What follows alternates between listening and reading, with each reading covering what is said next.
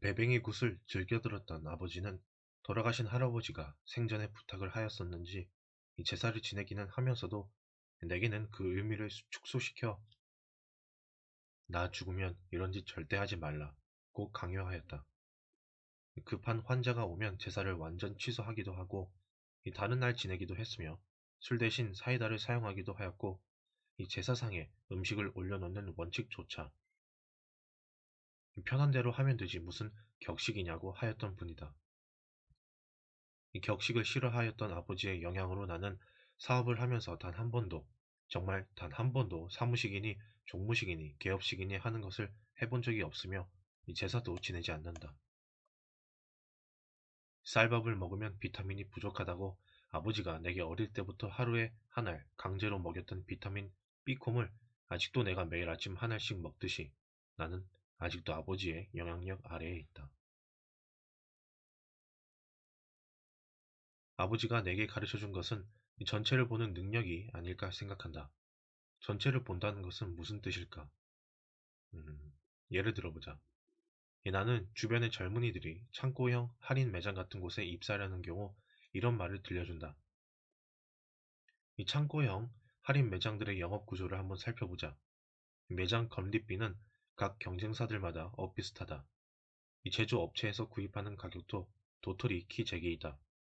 그런데도 싸게 팔아야 살아남는다. 그렇다면 줄일 수 있는 부분은 어느 부분일까? 인건비이고 현금 유동성을 늘려야 하므로 가능한 한 최장 기한의 어음을 주는 것이 유리하다. 너무나 뻔한 계획이다. 너무나 뻔한 게임이다.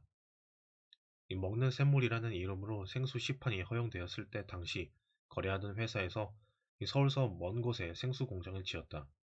나와 직접적인 관계는 없는 품목이었지만 그 회사에서 내 의견을 물었을 때 내 의견은 아주 부정적이었다. 어느 업체나 생수 공장 시설에 투여되는 비용은 비슷하다. 이 생수의 포장 용기, 가격 역시 대동소이하다. 문제는 인건비와 운송비이다. 서울에서 먼 공장은 수질에 어떤 특별한 이미지가 형성되어 있진 않는 한 경쟁력을 갖출 수가 없다. 인건비를 줄이다 못해 결국 얼마 전 이 업체는 다른 회사에 생수 사업을 팔았다. 외국에서 생수를 들여오는 경우 역시 인건비와 운송비에서 경쟁력을 갖추기가 어렵기 때문에 비싸게 팔 수밖에 없고 인건비는 박하게 줄 수밖에 없다.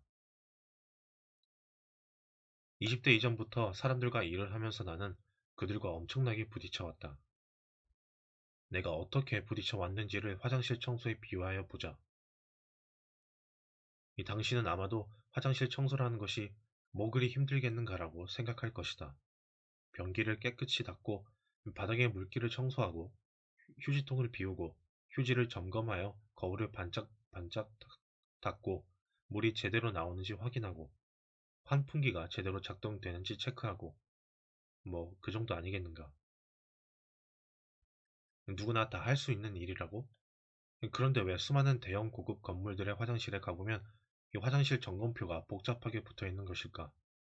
이 뭔가 잘 진행되지 않는다는 뜻 아니겠는가? 일을 할 때 이 전체의 부분을 꼼꼼하게 확인하는 능력은 매우 중요하다.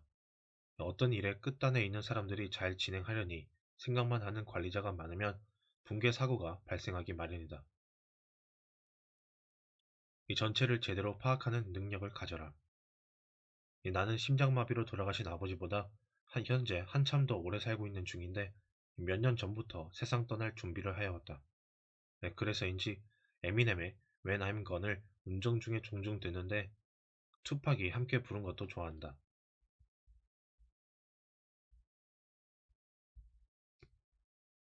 공인중개사에 대하여 부동산 중개업이란 물건을 사려는 사람과 팔고자 하는 사람을 연결시키는 것이고 이 두 사람 각각의 중개인을 업계에서는 A, B라는 말로 표현한다.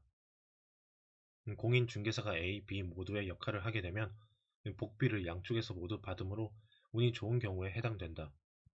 대부분 A, B 어느 한쪽의 역할을 하기 때문에 다른 중개업자들과의 정보 교환은 필수적이다. 당신이 공인중개사 자격증을 획득하여 가게를 열었을 때 인근에 있던 기존 중개업소들에서 당신과 같은 즐거운 마음으로 정보 교환을 할 것으로 생각한다면 정말 당신의 세상 고생 좀 더 해봐야 될 사람이다. 기존 중개업소들은 대부분 그들의 점포 중 하나를 당신이 막대한 권리금을 주고 샀을 경우에만 정보를 교환한다. 이 당신이 뭐 이쁘다고 그냥 친절하게 정보 교환을 한다는 말이냐. 권리금은 지역에 따라 다르지만 당신이 짐작하는 금액 이상이 될 것이다.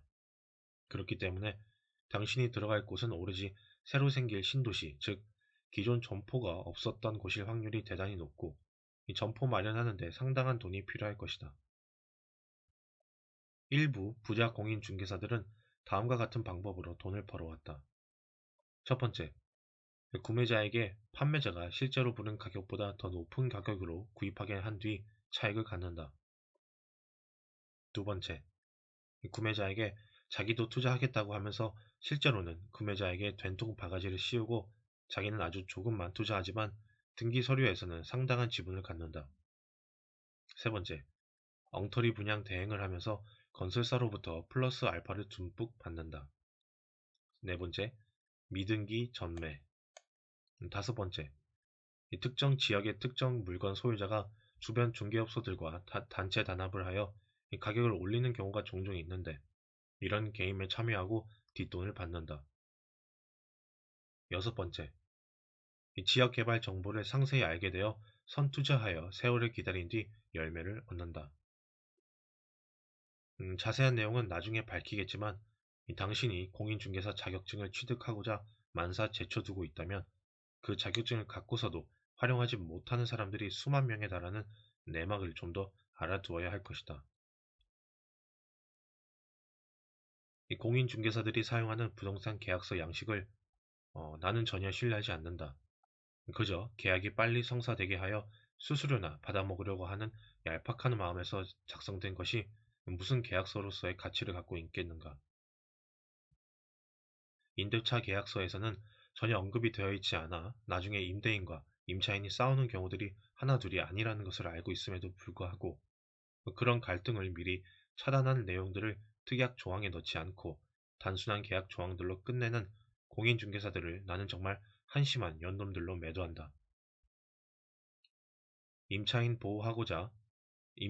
보호하고자 원상복구의 대상이 무엇이고 책임 한계가 어디까지인지 미리 현장 사진이라도 찍어서 임차인에게 넘겨주는 중개사가 단 한 명이라도 있을까?